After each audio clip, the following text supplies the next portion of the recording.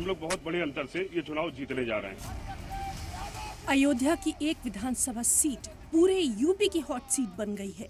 ये सीट है मिल्कीपुर विधानसभा जो अयोध्या में आती है। सीट के लिए समाजवादी पार्टी ने अपनी पूरी ताकत झोंक दी है।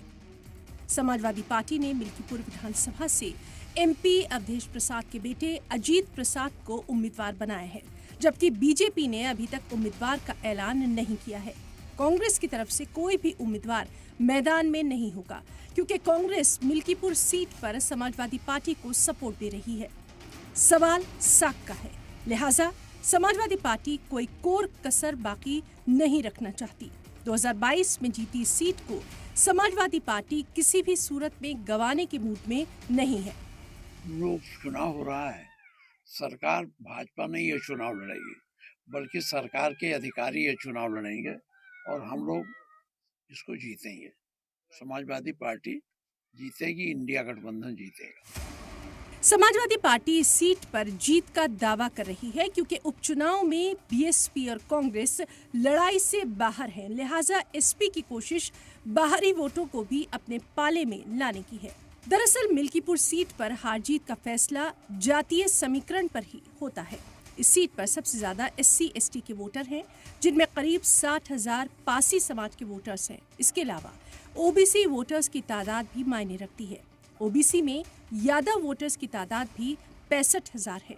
मिल्कीपुर में मुस्लिम वोटर्स भी उम्मीदवार की जीत हार में अहम भूमिका निभाते रहे हैं, जिनकी तादाद यहाँ करीब 35,000 है, जबकि गैर पासी और दलित वोटरों की संख्या करीब 50,000 है।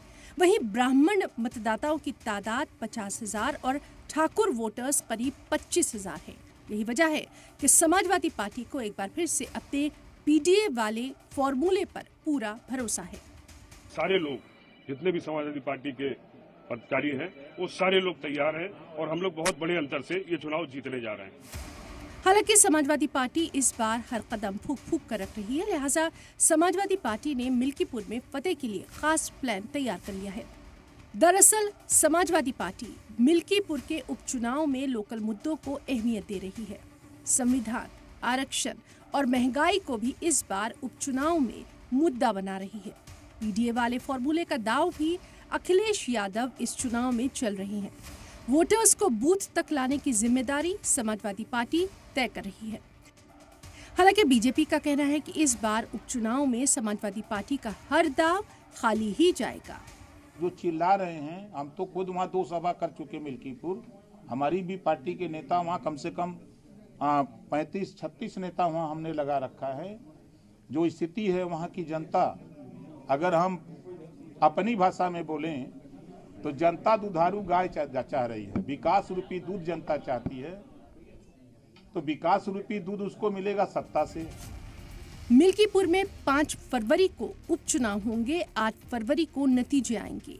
एसपी लीडर अवधेश प्रसाद के अयोध्या से MP बनने की वजह से ये सीट खाली हुई थी, जिस पर अब उनके बेटे अजीत प्रसाद उम्मीदवार हैं। इस सीट पर SP की साख दांव पर लगी है। साथ ही मिशन 2027 को लेकर भी मिल्कीपुर एक अहम पड़ाव है, जिसका नतीजा अखिलेश यादव और योगी आदित्यनाथ दोनों को ही आगे की राह दिखाने वाला है। ब्यूरो रिपोर्ट, सलाम TV।